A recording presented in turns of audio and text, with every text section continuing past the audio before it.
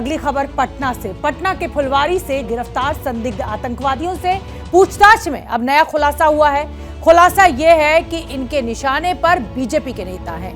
आज ही ये खबर भी आई कि गिरिराज सिंह को फोन पर धमकी मिली है। फुलवारी टेरर के कितने टारगेट, ये एक्सक्लूसिव रिपोर्ट देखिए। जैसे जैसे फुलवारी गैंग के खिलाफ जांच बढ़ रही है, वैसे वैसे चौंकाने वाले खुलासे सामने आ रहे हैं। 11 जुलाई को पटना के फुलवारी से पुलिस ने इस्लामिक राष्ट्र की साजिश का भंडाफोड़ किया तो पॉपुलर फ्रंट ऑफ इंडिया का काला चिट्ठा उजागर होने लगा। पूर्वी चंपारण के चकिया में ट्रेनिंग देने के साथ ही दरभंगा में इस विवादित संगठन का झंडा फहराने वाला वीडियो सामने आया है। जांच एजेंसियां साजिश की इन कड़ियों को जोड़ने में जुटी हैं और जब कड़ियां जुड़ रही हैं तो दहशत के दस्तावेज सामने आ रहे हैं। ताजा खुलासा ये हुआ है कि पटना के फुलवारी से गिरफ्तार अतहर परवेज को मोबाइल से ये जानकारी मिली कि बिहार बीजेपी के 8 नेता इनके टारगेट पर थे। इस जानकारी के सामने आने के बाद ही बिहार में बीजेपी के चर्चित नेताओं को लेकर सुरक्षा एजेंसियां अलर्ट हो गई हैं। इस बीच जानकारी ये भी सामने आई है कि बीजेपी के फायर ब्रांड नेता और केंद्रीय मंत्री गिरिराज सिंह जिहादियों के हिट लिस्ट में सबसे ऊपर हैं। बेगूसराय से सांसद गिरिराज सिंह हिंदुवादी छवि के नेता हैं और मुखर तरीके से बयानबाजी करते रहे हैं। सूत्रों के मुताबिक गिरिराज सिंह को फोन पर धमकी दी गई। सूत्रों के मुताबिक गिरिराज सिंह को यह धमकी विदेश के नंबर से आए कॉल से दी गई। असल में बिहार पुलिस को आईबी ने रिपोर्ट दी है, जिसमें कहा गया है कि बिहार के बीजेपी के नेता जिहादियों के निशाने पर हैं। आईबी की इस रिपोर्ट में खुलासे के बाद केंद्रीय गृह मंत्रालय पूरी तरह से अलर्ट है और वहीं बिहार पुलिस मुख्यालय की तरफ से सभी जिले के एसपी और एसएसपी को साफ अलर्ट रहने के निर्देश दिए गए हैं। आतंकियों का सॉफ्ट टारगेट तो नहीं बना है, पर आतंकियों का कनेक्शन बिहार से जरूर निकल रहा है।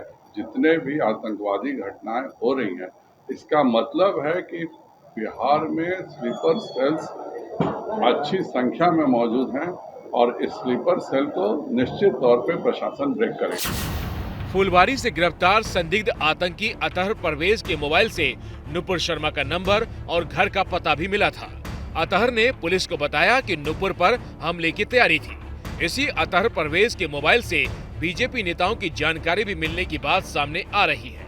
पिछले महीने ही अग्निपथ योजना के विरोध में जब आंदोलन चल रहा था, तब केंद्र सरकार ने बिहार बीजेपी के 10 नेताओं को वाई कैटेगरी की सुरक्षा दी थी। इन नेताओं में बिहार के दोनों डिप्टी सीएम, दरभंगा के विधायक और सांसद शामिल थे। हो सकता है कि जिन 8 नेताओं को लेकर अलर्ट दिया गया है, उनमें दरभंगा के नेता शामिल हो। दरभंगा वैसे भी आतंकी गतिविधियों को लेकर चर्चा में रहा है। देश विरोधी साजिश में शामिल कई लोगों का रिश्ता दरभंगा से है। पिछले दिनों यहाँ पीएफआई का झंडा लेकर जुलूस भी निकाला गया था। फुलवारी कांड को लेकर पटना पुलिस की एफआईआर में 26 सक्रिय लोगों के नामों का जिक्र है, जिनमें से पटना के रहने वाले 10 लोग हैं, दरभंगा मधुबनी के 3 लोग, कटिहार के 2, नालंदा, पूर्वी चंपारण, सारण, मुजफ्फरपुर, अररिया और वैशाली के 1 हैं। इस नेटवर्क में शामिल 5 लोग अब गिरफ्तार हो चुके हैं। इनमें से एक मरगूब अहमद उर्फ दानिश भी है। इस दानिश के मोबाइल से एक व्हाट्सएप ग्रुप मिला था जिसका नाम गजवाए हिंद था। पटना पुलिस ने दानिश को रिमांड पर लिया और बिहार एटीएस एनआईए के साथ मिलकर इससे गुप्त जगह पर पूछताछ कर रही है। पुलिस सूत्रों के हवाले से जो जानकारी मिल रही है, उसके मुताबिक दानिश का संबंध पाकिस्तानी संगठन तहरीके लब्बैक से था। इतना ही नहीं, कश्मीर और बांग्लादेश के भी कई आतंकी संगठनों से इसका लिंक मिला है। बताया जा रहा है कि जिस गजवाए हिंद का ये मेंबर था व्हाट्सएप ग्रुप का दानिश, उसका आका यानी एडमिन व्हाट्सएप ग्रुप का पाकिस्तान का फैजान था। दानिश इंटरनेट मीडिया के जरिए किस तरह देश विरोधी गतिविधि चला रहा था, पुलिस इसका पता लगाने में जुटी है। साथ ही एजेंसियां इसके इंटरनेशनल कनेक्शन को खंगाल रही हैं। मरगूश दानिश व्हाट्सएप से 2023 में सीधा जिहाद करने की अपील कर रहा था। इसको लेकर इसकी क्या रणनीति थी, कैसे करता, इसकी भी पूछताछ की जा रही है। पुलिस ने गिरफ्तारी के वक्त ये दावा किया था कि मरगूब उर्फ दानिश कई बार विदेश जा चुका है, लेकिन उनके परिवार वालों ने कहा है कि ना ही उसके पास पासपोर्ट है और ना ही वो कभी विदेश गया है। यहाँ तक कि एम्स का रिपोर्ट दिखाते हुए ये भी कहा कि दानिश पूरी तरह से मानसिक रूप से बीमार है और वह कभी भी देश विरोधी काम में नहीं रहा है। मरगूब अहमद दानिश के साथ जलालुद्दीन, अतहर परवेज, अरमान मलिक, नूरुद्दीन जंगी अब तक इस मामले में गिरफ्तार हैं। इस बीच एनआईए ने पूर्वी चंपारण के ढाका में छापेमारी की और एक मदरसे के मौलवी अली असगर को हिरासत में लिया। अली असगर 2013 से यहाँ मदरसा चलाता है और खास बात यह है कि इस मदरसे में सिर्फ लड़कियां पढ़ती हैं।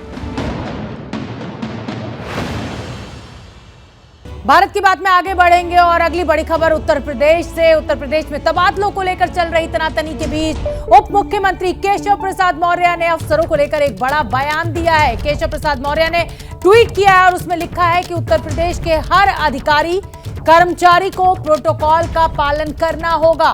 मंत्रीगणों के साथ जनप्रतिनिधियों की भी बातें सुनकर समाधान करें, कार्यकर्ताओं को सम्मान दें, जनता की ईमानदारी से सेवा करें वरना कार्रवाई होगी। तो उत्तर प्रदेश के अफसरों को बड़ी नसीहत उप मुख्यमंत्री केशव प्रसाद मौर्य ने आज ट्वीट के जरिए दी। उत्तर प्रदेश के हर अधिकारी कर्मचारी को प्रोटोकॉल का पालन करना होगा। मंत्रीगणों के साथ साथ जनप्रतिनिधियों की बातें सुनकर समाधान करें, कार्यकर्ताओं को सम्मान दें, यानी बीजेपी के कार्यकर्ताओं को सम्मान देने की बात कर रहे हैं उप मुख्यमंत्री केशव प्रसाद मौर्य। तो केशव प्रसाद मौर्य का यह बयान ऐसे वक्त में सामने आया जब अफसरों से नाराजगी दिखाकर मंत्री दिनेश खटीक ने गृह मंत्री अमित शाह को अपना इस्तीफा भेजा है। सिर्फ 2 मिनट के लिए बताओ। कोई विषय नहीं है यार। जिस तरह की जानकारी मिल रही है भाई साहब, कोई विषय नहीं है। इस्तीफा दिया है नहीं भाई? इस्तीफा दिया है भाई, कोई विषय नहीं। पत्रकार सवाल पूछ रहे हैं लेकिन मंत्री लगातार ये कह रहे हैं कि कोई विषय नहीं है। कोई विषय नहीं है। इस्तीफा दिया है नहीं भाई? इस्तीफा दिया है भाई, कोई विषय नहीं। लेकिन विषय इतना बड़ा है कि बीजेपी में इससे पहले इस तरह की बात नहीं सुनी गई थी। यूपी के मंत्री ने अपनी ही सरकार को करप्शन के आरोपों में घेर लिया है। जल शक्ति मंत्रालय में राज्य मंत्री दिनेश खटीक की करीब 1.5 पन्ने की लिखी चिट्ठी एबीपी न्यूज के पास है। खटीक ने ये चिट्ठी 19 जुलाई को गृह मंत्री अमित शाह के नाम लिखी। इस चिट्ठी में दिनेश खटीक ने लिखा है, जल शक्ति विभाग में दलित समाज का राज्य मंत्री होने के कारण मेरे किसी भी आदेश पर कोई कार्रवाई नहीं की जाती, ना ही मुझे किसी बैठक की सूचना दी जाती। विभाग में कौन सी योजनाएं संचालित हैं और क्या काम हो रहा है इसकी भी सूचना अफसर नहीं देते। मैं दलित हूं इसलिए मुझसे भेदभाव किया जा रहा है। दिनेश खटीक ने अपनी चिट्ठी में भ्रष्टाचार के गंभीर आरोप भी लगाए हैं। खटीक ने अपने विभाग में हुए तबादलों में भ्रष्टाचार की बात कही है। नमामि गंगे प्रोजेक्ट में भी करप्शन के आरोप मंत्री ने लगाए हैं। साथ ही ये भी लिखा है कि शिकायत करने पर कोई कार्यवाही नहीं होती। मंत्री ने इसकी जांच की मांग भी की है। अपनी चिट्ठी में खटीक ने 14 बार दलित शब्द का जिक्र किया। दलित अपमान और करप्शन को इस्तीफे का मुख्य आधार बनाया। काम नहीं देने और बात नहीं सुने जाने को भी नाराजगी का कारण बताया है। दिनेश खटीक जिस जल शक्ति मंत्रालय में राज्य मंत्री हैं, उस विभाग के कैबिनेट मंत्री राज्य के ताकतवर नेता और प्रदेश अध्यक्ष स्वतंत्र देव सिंह हैं। एक कार्यक्रम में हिस्सा लेने पहुंचे स्वतंत्र देव सिंह का जब इस विवाद के सवाल से सामना हुआ तो उन्होंने चुप्पी साधने में ही भलाई समझी। मंत्री जी के इस्तीफे के बारे में क्या जानकारी? और मंत्री पर भी कोई संकट है। विभाग और मंत्री पर भी कोई संकट है। कामकाज का बंटवारा नहीं हुआ क्या? कामकाज के बंटवारे को लेकर आप देख सकते हैं राजनीतिक गलियारों में जो चर्चा है उसके मुताबिक दिनेश खटीक को दिक्कत स्वतंत्र देव सिंह से है। ये हैं शर्मा जी, जो रात का खाना और देश दुनिया की सुर्खियां दोनों लेते हैं सुमित अवस्थी के साथ। अब ये हैं इनके पड़ोसी बनर्जी साहब। मिष्टी दोई खाते खाते पूरा बंगाल जान लेते हैं सुमन दे के साथ। इनकी तरह आप भी देखें अपने फेवरेट न्यूज एंकर को एक ही ऐप पर और डाउनलोड कीजिए एबीपी लाइव ऐप अपने स्मार्ट टीवी पर।